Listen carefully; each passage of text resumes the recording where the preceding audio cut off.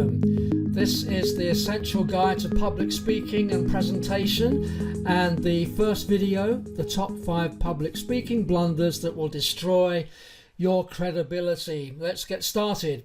When your credibility is at stake, you'll do all in your power to get it right. Correct? Of course. Let's have a look at the first blunder. Number 1, self-sabotage. It's the act, whether conscious or unconscious, of undermining your own credibility as a speaker or presenter by the way you open your presentation. I've seen it happen many times. I'm sure you have as well. And I've been in a place listening to a public speaker or a presenter as a member of the audience, and I've been cringing as I witnessed the speaker drowning before my eyes. That sound dramatic? No, not really, because it's rather sad. People spend so much time preparing for a public speech or a presentation, something that is dear to them and quite critical, and suddenly they're into the self-sabotage. Blunder number 1. The first thing a speaker who suffers from this malady does when they start their presentation is, let's say it all together, we all know, here we go, they apologise. No, worst thing that you can do. They tell the audience that they feel nervous, they hope they can do justice to the subject in hand, they're out of comfort zones because they're not used to public speaking, and that their cat died last week and this has affected their ability to concentrate. Oh, what a nightmare. Blunder number 1 can lead you to a place that is self-defeating. Self-sabotage is a major blunder. The speaker immediately reinforces their own feelings of inadequacy and convey to the audience that they don't really know what they're talking about. They're not prepared and they really don't want to be there anyway. They're wishing that a big hole would open up in front of them and they'd step down into the abyss and disappear from the audience because of the way that they feel. What a waste. Their message is buried before they even get started. The first 3 minutes of the speech is a waste of time. That's a real tragedy, don't you think? Self-sabotage is usually driven by a glass half empty mindset. When you give yourself negative messages about your own unworthiness and the inevitability of failure. It's rather like a self-imposed prison. Jump in there, pull closed the door, get the padlock, lock yourself in, throw the key away. That's what it's like. Within the first 3 minutes, as I said, can destroy the credibility of the speaker if they're exercising self-sabotage. Because guess what will happen? Everybody together, you will fail. It's going to happen. But let's be realistic and honest here. We've all experienced self-doubt from time to time, right? You can't always be at the top of your game. If you try to maintain 100% sparkling attitude to life and business, you'll burn out from emotional fatigue and exhaustion sooner rather than later. So what's the answer? Well, there are several ways to deal with self-sabotage. Number 1, don't apologise. Fairly obvious, easy to implement. Just don't apologise. Unless you stand on somebody's toe when you're walking up to the stage or accidentally kick the pet cat, don't fall into the trap of apologising. All of your preparation up the spout. All of your hard work down the drain. Don't be into self-sabotage. Change your mindset. You start to do this when you have a passion for your business, your products and your services. The thing that floats your boat. What is it? What are you passionate about? What is it that has led you to prepare this speech or this presentation. If you're not passionate about it, it's not going to work, is it? The proposition that makes your heart beat faster. Look away from yourself and see the big picture. You have something valuable to give that will benefit your audience. So don't look inside yourself. Grab hold of the vision. Change your behavior. Be true to yourself, but don't unpack any insecurities you might have onto the audience or project on them through your strange and bizarre body language or the insecurities that you feel. Don't project those feelings onto the audience like some huge heavy weight that you dump on people. It's distracting and you will fail in what you're trying to do in your speech, in your presentation. Fourthly, challenge the triggers. What are the triggers that cause self-sabotage? They could be negative emotions, feeling of tiredness, challenges in your family life, financial stress, others. Okay, there's a bit of a gap there. Why not fill your own thing? I'm sure that we've all got things that can easily become triggers that prevent us from presenting something that is a successful speech. We need to challenge the triggers. Focus outside of yourself and your personal situation and get some perspective. Put your personal issues on hold. Make sure you have time in your diary to address anything that might be causing any ongoing dysfunction in your life. It's important to process things. It's important to make sure you deal with things in your life, but don't allow those personal things to become a huge barrier between you and your audience, because you're offloading through self-sabotage all of those negative things. It will be a complete distraction. Fifthly, change the negative recordings in your mind. Now, I do believe that the mind is the engine room of our lives. In other words, our brain, our mind is responsible. The things that we think can affect what we do and what we say and how we act. It's like the engine room of our lives.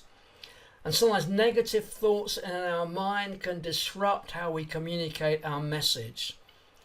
Take on the negative messages in your brain and turn them into positive affirmations of all the possibilities and potential at your disposal. It can be done. Turn setbacks into springboards. Here's the second big blunder. Being a comedian. No, I know why they do it. I can get it. I understand it. It's kind of plausible in a way, isn't it? We've all been in an audience where we've been listening to a speech and someone's told a rather mundane joke. A few people might laugh. I don't know. That's why they do it. They think that by telling a joke, they'll endear themselves to the audience and give them an entrance into the main point of their message. Have you heard the one about the Englishman, the Irishman and the Scotsman approach? Doesn't work. It's not professional and it will fall flat. You may get a few moans and groans from the audience and perhaps one or two will feel sorry for you and have a giggle. But what they're really doing is nudging their neighbour and giving them the look that says, "What a bozo." Now, let's get this straight. Humorous stories are okay, even good, if used sparingly. If you want to be taken seriously, think carefully how you'll use humour in your speech. Humour is a great way of disarming people and opening them to the key message.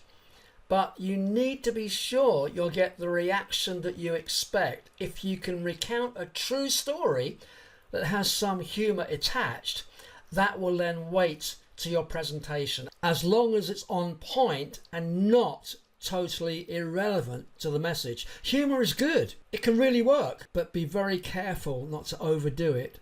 So just to clarify, humour can be really good, but not mundane, silly jokes.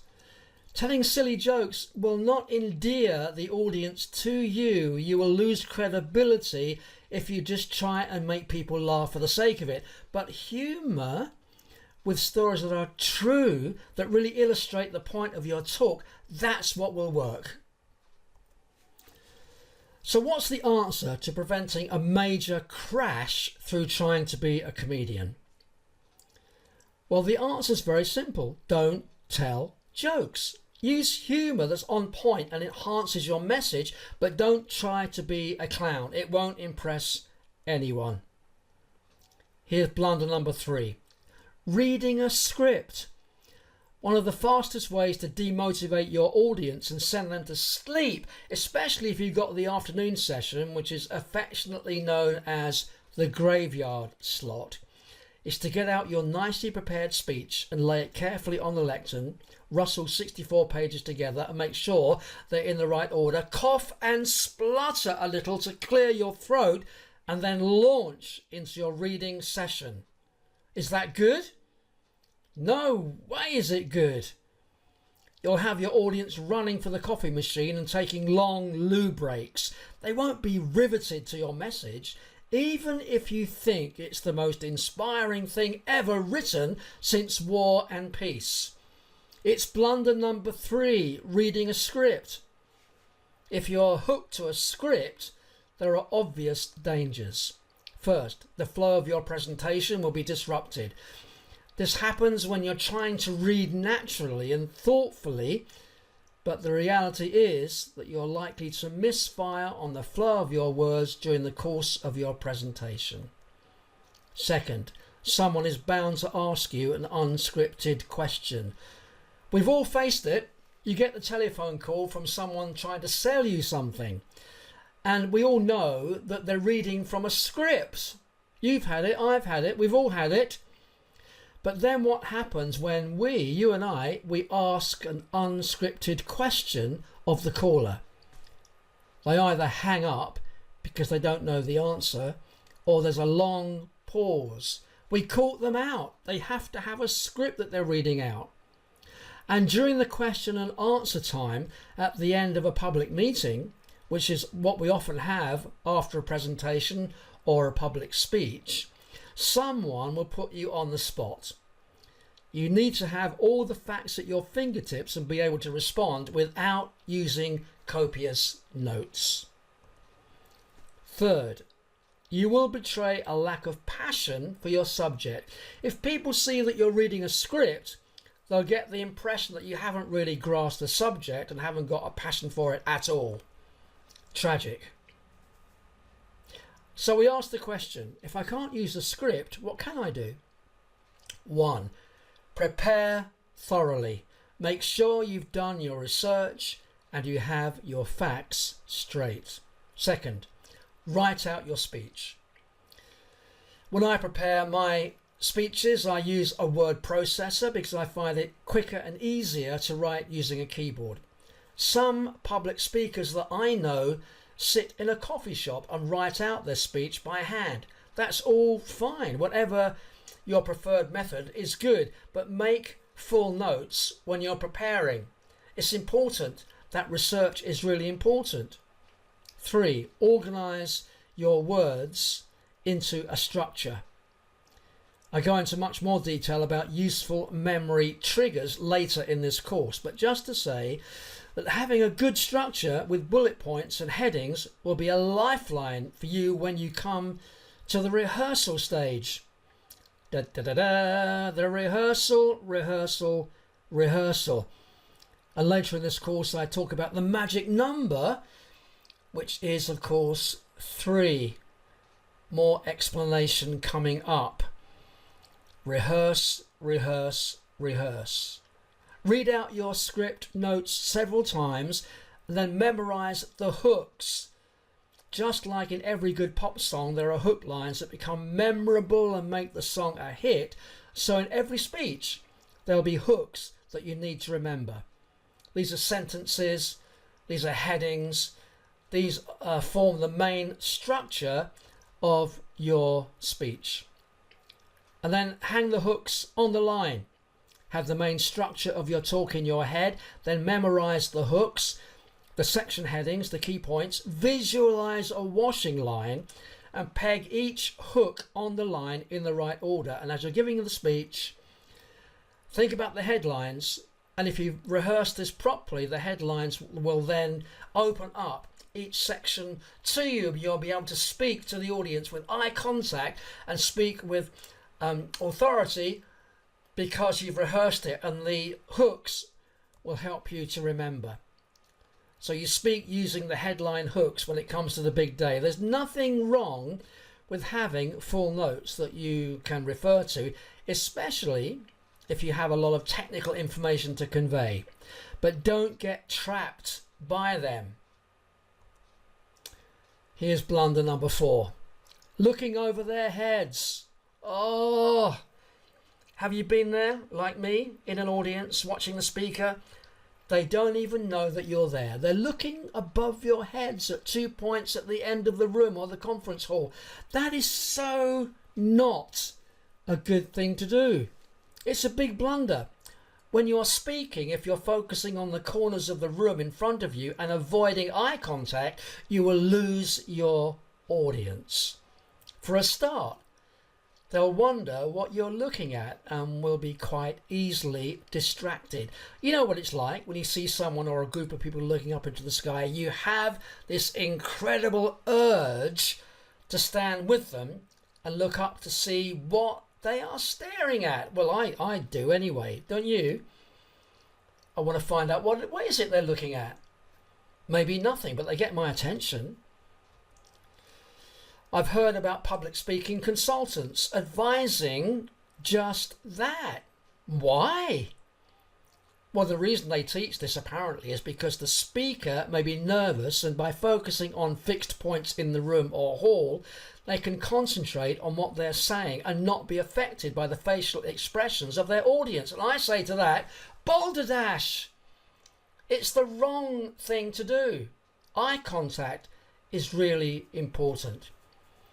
It's important because it's part of your presentation, and these are the reasons. 1, it shows that you have passion for your subject. It demonstrates that you know what you're talking about because you're not locked into a set script.